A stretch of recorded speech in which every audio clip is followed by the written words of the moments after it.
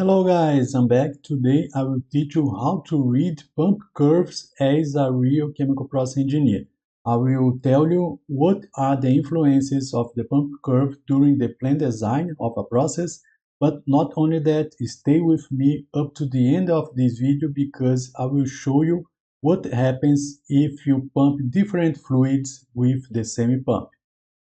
My name is Jefferson Costa and I teach students, graduates, and engineers how to work with chemical process engineering and plant design. To start with, let me remind you that exist two main types of pumps. The ones that are inside the dynamic group of pumps and the ones that are inside of positive displacement groups of pumps. In the chart, you can see that the pumps inside the positive displacement group of pumps is the rotate pumps and reciprocate pumps. Their curves is very vertical because the principle of operation is different from the dynamic pump. So in most of the times when we are talking about reading the pump curve, we are talking about reading pump curves related to dynamics and most often centrifugal pumps. So the pump that is able to produce this kind of curve is the centrifugal pump or the axial pump that is a little bit different but has the same behavior. That said, when we talk about a typical centrifugal pump curve, we have four main information. We have the information of the head of the pump as a function of the flow. We have the information of efficiency as a function of the flow. We have the power consumption or shaft power as a function of flow. And we have the NPSH required as a function of flow. I will cover each one of them in more details, but if you want to download this presentation here, you just need to verify the link in the description of this video. After performing the heat and material balance of the plant and doing the process data sheet for equipment, in this case pumps, we will require a quotation from the vendor to verify which pump best fits to our process. And one of the most important information that we will verify, the first one, in fact, is the pump curve related to the flow versus head. Head will lead to the pressure at the discharge of the pump, and the flow is the requirements of the process.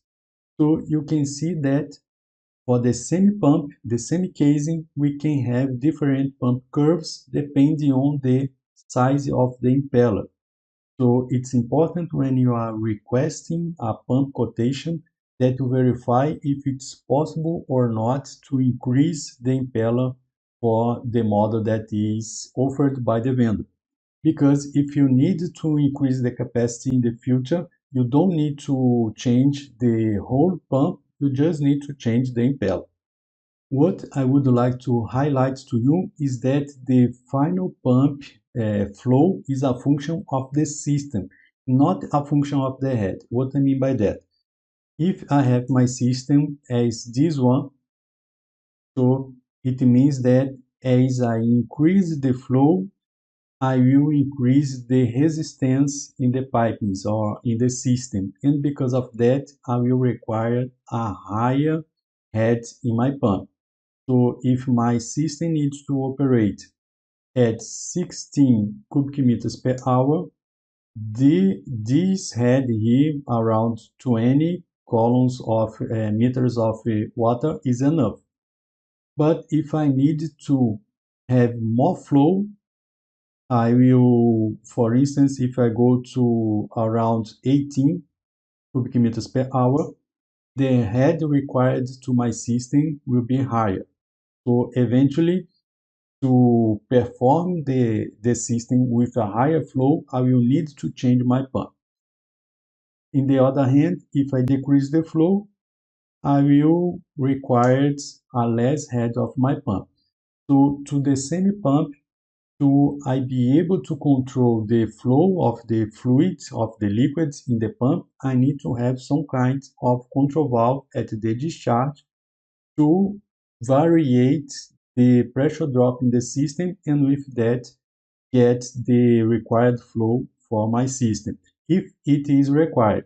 If I will operate in just one point, if it doesn't matter how much fluid I am sending to the destination, I don't need to have a control valve. But if it is required to control the flow in the discharge of the pump, I will need to have a control valve to variate the resistance of the system, and with that achieve the flow that is required.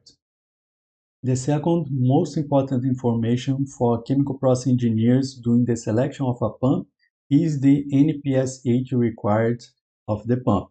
And in this pump curve is identified only as NPSH. You can verify that independent of the size of the impeller, as I increase the flow of the system, the NPSH required will increase. And this information is important because one of the inputs for the pump vendor is the NPSH available in the system. And the NPSH available is a calculation performed by the chemical process engineer that must be take into account the pressure in the source, the losses in terms of pressure drop, and also the vapor pressure of the fluid, and all of that must be higher than the NPSH required. So this kind of information will influence the age or the elevation of the source of your liquid. For instance, if I am with a distillation column that has liquid at saturated boiling point, or that is liquid saturated, as I need to have NPSH available higher than required to do the pumping, I will need to increase the elevation of this column as much as possible or as much as needed to comply with the requirements of the pump. So if I have two pumps, equal pumps with the same flow and the same head, if I have the requirements of a lower NPSH required, will be better for the project because the elevation of my vessel can be lower. So with this, we save money in plan design. The following two informations available in the pump curve are important, but not in the point of view of chemical process engineering plan design, but for the electrical engineer. First, because we have the efficiency of the pump. Depending on the vendor and the size of the pump, it will give you the hydraulic efficiency or the abatic efficiency of the pump. And it will influence how much shaft power is needed to run the pump or to operate the pump at the desired conditions. So you can verify that the efficiency of the pump changes as a function of the flow of the system, and changes considering the size of the impeller, because a bigger impeller with less flow recirculate around it will decrease the efficiency of the pump. If I have a small impeller and I am trying to deliver too much flow, I will also decrease the pump efficiency. So there is a point of maximum that we will try to always consider it in our selection to have the lowest consumption of power in the system. And finally, when we are evaluating a pump curve, we need to verify what is the shaft power function of the volume. So if we have the flow of the pump, as we increase the flow, it's expected that the power increases. And for the same pump operating at the same flow, if we change the impeller, we will have, as we have seen the previous curve, we will have a higher head, and the higher head will lead to a higher power consumption or a higher shaft power. It's important to understand that we have different powers associated in a calculation and selection of a pump. We have the hydraulic power that depends on the characteristics of the fluid, the flow, and the head needed to the process simulation or the heating material balance. We have the shaft power, that is the power that the pump needs to add the required head to the fluid, and we have the power consumption that depends on the motor efficiency. So what we see here is not the power consumption, it's the shaft power. To calculate the power consumption, we need to take into account the electrical losses, the cables and etc., and also the motor efficiency. But what happens if you get the same pump at the same flow and the same head and change the fluid? What happens if we do that? Maybe you already have heard that the pump curve is presented in terms of head because for the same head, if we change the fluid, we will have different pressures. So in this example here, I have 100 feet static head, and for different fluids, water, gasoline, and salt water, it will result in different pressure in the discharge of the pump. That is true.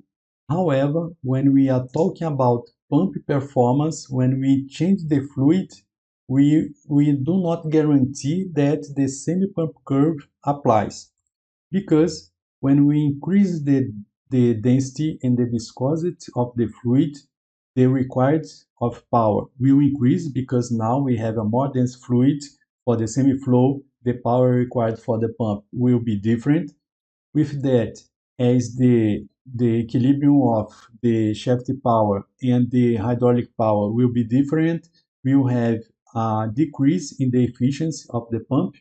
And moreover, as we are dealing with different fluids viscosity, the dynamics of the impellers, the results of the dynamics of the impeller will be different, and we will have a decrease in the head of the pump. So it's important to understand that most of the times the pump curves are presented based on water fluid. And if you need to pump a fluid with a higher mass density, higher than the water, the final results of this pump will be different. And the same principle applies if you need to pump a fluid that has a lower density of than water, like oil or hydrocarbons.